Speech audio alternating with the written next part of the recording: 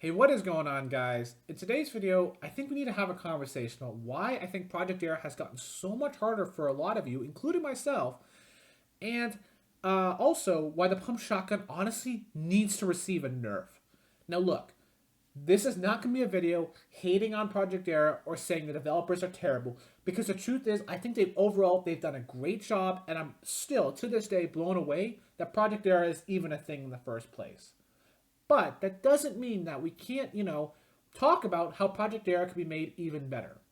Let's start off with the increase in difficulty in the game compared to last season. Now, I recently ran a poll and asked you guys, did Project Era get easier or harder for you this season? Almost 3/4 of the responses said Era got at least a little bit harder, and over 60% of you said Era got much harder compared to last season. Now, look, that's honestly crazy, the amount that people are saying it got much harder. And I think this is contributing to why lobbies are so low. Because if the game is too hard for, your normal players to have any level of being able to compete, they're not going to want to play the game. And that's really unfortunate because having as many people as possible in this game is great. And I can even attest this myself. Look, am I the greatest player in Project Era the world has ever seen? No. But I do think I am pretty decent. I can get some good games solo and play with players that are really good in duos and get some really high kill games. But even for me, it's pretty brutal trying to play this season. Recently, over winter break, I wasn't at my usual setup. I had to play with a 60 hertz monitor and higher ping, and Project Era is insanely hard when you don't have all the advantages. Like, it was impossible for me to get a solo win over 5 kills. And it was really eye-opening to me because it just makes me think, wow, if maybe you get 80 ping, you don't live near the server. Maybe you only have a 60 hertz monitor. Maybe you only have old PC, can't afford to upgrade it, so you can only get 80 FPS, right? Maybe you're kind of new to the game and you're trying to learn, right? It's going to be really frustrating to play because it's just so difficult right now. Now, look, I'm not trying to say that this game should be hardcore catered to people that aren't good, right? Mechs, broken drum guns, P90s, right?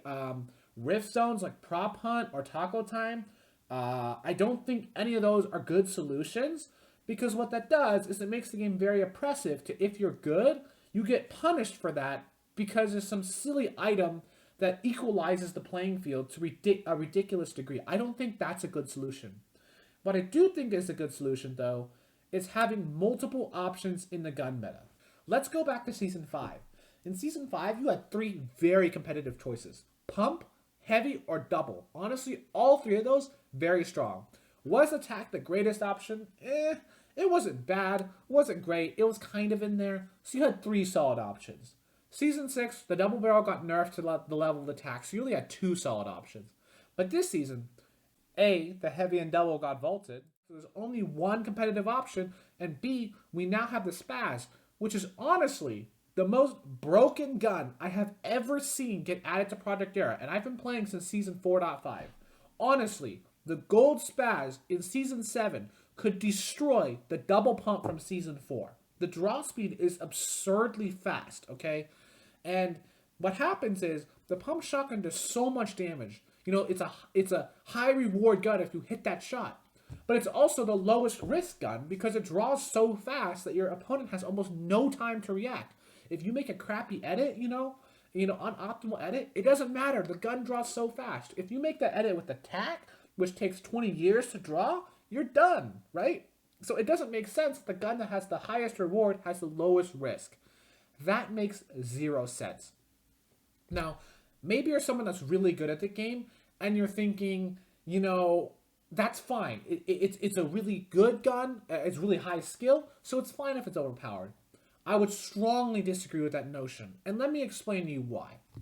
Think about the gun that you really hate. It just doesn't fit your playstyle. Not necessarily the worst gun. We're not talking about bottle rockets or the crossbow. Think about something, that might be competitive, but you just don't like. Like, for example, for me, the hunting rifle, I just can't get it to work. Without a scope, I just never am comfortable with it. It just doesn't work for me. It's still a competitive gun, and I still think it's a great choice for a lot of people, but for me, it just doesn't work. Maybe for you it's the heavy AR, the tac shotgun, the pistol, the silence pistol, dual pistols, silence SMG, compact. It doesn't matter. Think about that gun, right? Now imagine if tomorrow that gun did double damage. It's pretty likely that overnight that gun would be mandatory to carry. It would be insanely strong, and if you don't carry it, you're at a disadvantage, right? If the dual pistols did 86 damage tomorrow, you're going to have to run the dual pistols, right? The problem with that is if you don't like the dual pistol playstyle, is that game really going to be fun for you anymore? Is it really? I think the answer would be no. This is the problem with having only one gun. If you don't like the pump shotgun, you don't like its playstyle. Maybe you don't have the best edits because you have 80 ping, right? Maybe the pump just doesn't synergize with you. You are forced to run it. If you are not running the pump, particularly the spaz, you're done. So not only does this pigeonhole everybody into running the pump shotgun, it also means that if someone doesn't run the pump shotgun, you're screwed. And at the end game, every fight is pump versus pump, spaz versus spaz. Who has a spaz, who doesn't? And it's the same gunplay every fight. Same gun versus same gun. It's honestly really stale. I get bored of running the pump after a while, and I like the pump. It's a good, fun gun to use. But I don't want to run it every game. So how can we solve this problem? Here's what I'm thinking. We need to create a meta, not to destroy the pump. So if you like the pump, it should still be a good option, but it should not be the only option. So how can we fix this? Look, in an ideal world, I would actually think that a draw speed nerf to the pump shotgun would be the perfect solution here, right? If we made the pump shotgun and the spaz draw at the old Season 4 rate, which was very slow, I think that would actually make it really fair in conjunction with unvaulting the heavy and buffing the tac, which we'll talk about a little bit later, right? Because what that would mean is that this pump shotgun does insane damage, but if you make an aggressive edit play, you have to take a lot of risk because you have the slowest drawing gun, which means that it would be the highest reward gun, but also the highest risk gun. But we don't know if Project Era can actually adjust the draw speed in any way, so I think I've also come up with another solution that we know Project Era can implement. Here's what I would do. Straight up vault the spaz. Why does the spaz need to exist? The blue pump can still one-shot people fine. You can still find that thing pretty often. I don't see a reason why we need the spaz. It just boxes out the other shotguns. So we're going to leave the green and blue pump as they are. Here's the next thing I would do. I would unvault the heavy shotgun. In Season 6, the heavy shotgun was a competitive choice against the pump shotgun. But now that the pump shotgun has less range, the heavy shotgun and the blue and green pump are going to be neck and neck. Which one do you pick? I honestly don't know. I'm almost thinking I would go with the gold heavy over the blue pump, but it's honestly going to be an interesting battle. Which one do you pick? I don't know. They're both good, but neither of them are overpowered. And the third thing I would do is slightly buff the tac shotgun. I think the tac shotgun does need a little bit of help, and I think we should actually buff it to a historical state. In Season 9, it received the following buff. Instead of having 67, 70, 74 damage for gray, green, blue, it went to 71, 75, 79. That's a 4 to 5 damage buff, and I think that's a perfect buff for the tac shotgun. Just increase the damage just a little bit. So a gray tac will feel like a green tac, and a green tac will feel like the old blue tac, and the blue tac will just be a little bit better. Is that going to make the tac shotgun broken overnight? No, it's only a 4 to 5 damage buff. But in conjunction with the spaz leaving the game, a slight tac shotgun buff could make it to where you could reasonably select any of the 3 shotguns. And I think that's great.